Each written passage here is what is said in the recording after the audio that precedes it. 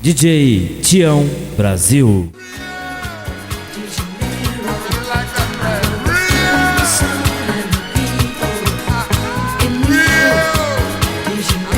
Programa Revolução Rastafare, DJ Tião Brasil.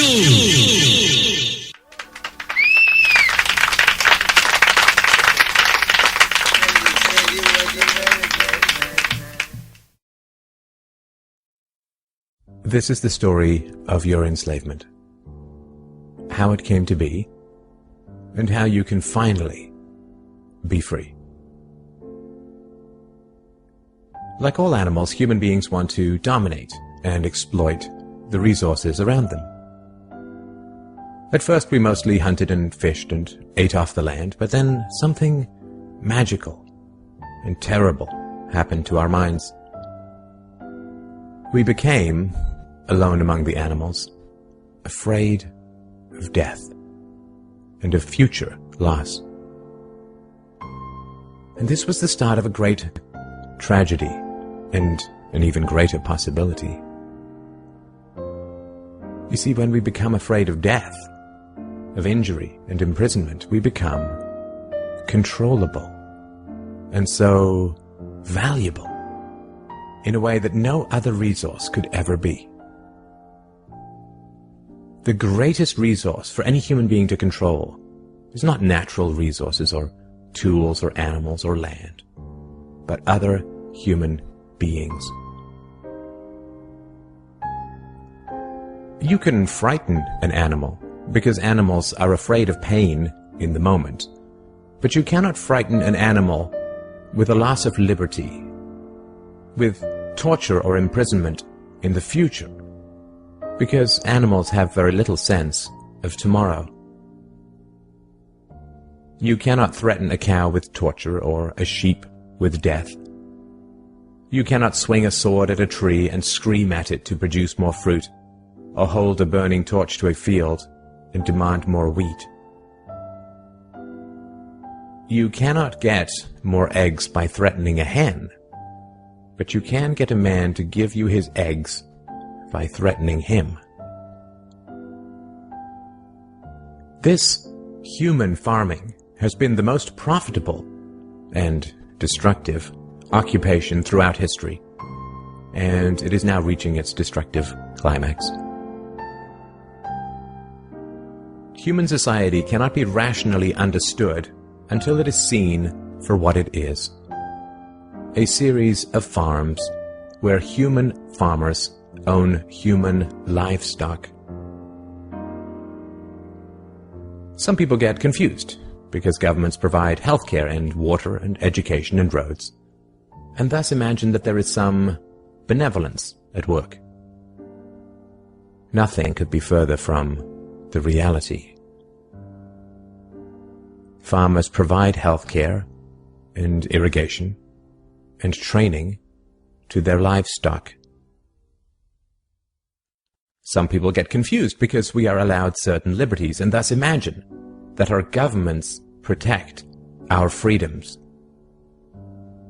But farmers plant their crops a certain distance apart to increase their yields, and will allow certain animals larger stalls or fields if it means they will produce more meat and milk.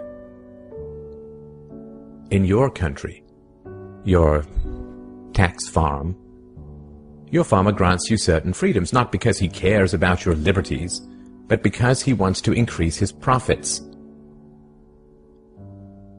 Are you beginning to see the nature of the cage you were born into?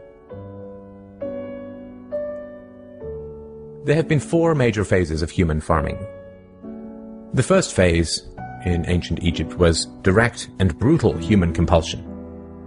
Human bodies were controlled, but the creative productivity of the human mind remained beyond the reach of the whip and the brand and the shackles. Slaves remained woefully underproductive and required enormous resources to control. The second phase was the Roman model, wherein slaves were granted some capacity for freedom, ingenuity, and creativity, which raised their productivity. This increased the wealth of Rome, and thus the tax income of the Roman government, and with this additional wealth Rome became an empire, destroying the economic freedoms that fed its power, and collapsed. I'm sure that this does not seem entirely unfamiliar. After the collapse of Rome, the feudal model introduced the concept of livestock ownership and taxation. Instead of being directly owned, peasants farmed land that they could retain as long as they paid off the local warlords.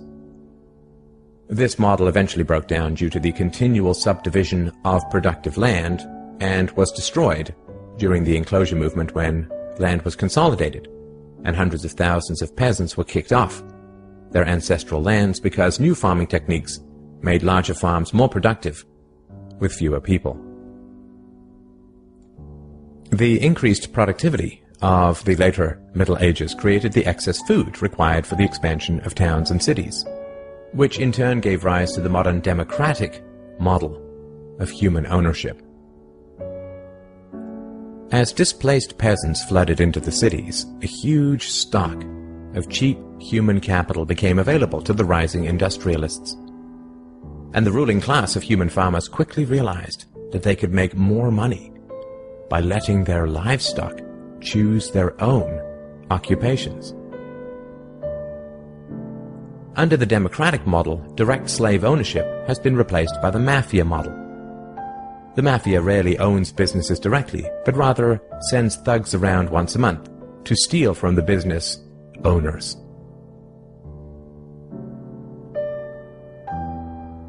You are now allowed to choose your own occupation, which raises your productivity, and thus the taxes you can pay to your masters. Value this time in your life, kids, because this is the time in your life when you still have your choices. And it goes by so fast. When you're a teenager, you think you can do anything, and you do. Your 20s are a blur. 30s, you raise your family, you make a little money, and you think to yourself, what happened to my 20s? 40s, you grow a little pot belly, you grow another chin. The music starts to get too loud. One of your old girlfriends from high school becomes a grandmother. 50s, you have a minor surgery. You'll call it a procedure, but it's a surgery. 60s, you'll have a major surgery. The music is still loud, but it doesn't matter because you can't hear it anyway. 70s, you and the wife retire to Fort Lauderdale. Start eating dinner at 2 o'clock in the afternoon. You have lunch around 10, breakfast the night before. Spend most of your time wandering around malls looking for the ultimate soft yogurt and muttering, how come the kids don't call? How come the kids don't call? The 80s, you'll have a major stroke. You end up battling with some Jamaican nurse who your wife can't stand, but who you call mama. Any questions? Your few freedoms are preserved because they are profitable to your owners. The great challenge of the democratic model is that increases in wealth and freedom threaten the farmers. The ruling classes initially profit from a relatively free market in capital and labor, but as their livestock become more used to their freedoms and growing wealth, they begin to question why they need rulers at all. Ah well, nobody ever said that human farming was easy. Keeping the taxed livestock securely in the compounds of the ruling classes is a three-phase process. The first is to indoctrinate the young through government, quote, education. As the wealth of democratic countries grew, government schools were universally inflicted in order to control the thoughts and souls of the livestock. The second phase is to turn citizens against each other through the creation of dependent livestock. It is very difficult to rule human beings directly through force, and where it can be achieved, it remains cripplingly underproductive, as can be seen in North Korea. Human beings do not breed well or produce efficiently in direct captivity. But if human beings believe that they are free, then they will produce much more for their farmers. The best way to maintain this illusion of freedom is to put some of the livestock on the payroll of the farmer. Those cows that become dependent on the existing hierarchy will then attack any other cows who point out the violence, hypocrisy, and immorality of human ownership. Officers positioned Grant face first on the floor with one officer near his head, a second near his back, and a third officer standing nearby. There appeared to be a brief struggle. Then, a 2-year veteran BART officer stands, draws his weapon, and fires.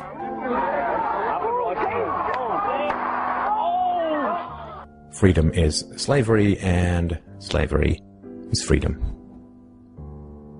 If you can get the cows to attack each other, whenever anybody brings up the reality of their situation, then you don't have to spend nearly as much controlling them directly. Those cows who become dependent upon the stolen largesse of the farmer will violently oppose any questioning of the virtue of human ownership. And the intellectual and artistic classes, always and forever dependent upon the farmers, will say to anyone who demands freedom from ownership, "You will harm your fellow cows." The livestock are thus kept enclosed by shifting the moral responsibility for the destructiveness of the violent system to those who demand real freedom. The third phase is to invent continual external threats so that the frightened livestock cling to the protection of the farmers. This system of human farming is now nearing its end. The terrible tragedies of modern Western economic systems has occurred not in spite of, but because of past economic freedoms. The massive increases in Western wealth throughout the 19th century resulted from economic freedoms. And it was this very increase in wealth that fed the size and power of the state. Whenever the livestock become exponentially more productive, you get a corresponding increase in the number of farmers and their dependents. The growth of the state is always proportional to the preceding economic freedoms. Economic freedoms create wealth, and the wealth attracts more thieves and political parasites, whose greed then destroys the economic freedoms. In other words, freedom metastasizes the cancer of the state. The government that starts off the smallest will always end up the largest. This is why there can be no viable and sustainable alternative to a truly free and peaceful society. A society without political rulers, without human ownership, without the violence of taxation and statism. To be truly free is both very easy and very hard. We avoid the horror of our enslavement because it is so painful to see it directly. We dance around the endless violence of our dying system because we fear the attacks of our fellow livestock. But we can only be kept in the cages we refuse to see. Wake up. To see the farm is to leave it. DJ Tião, Brasil!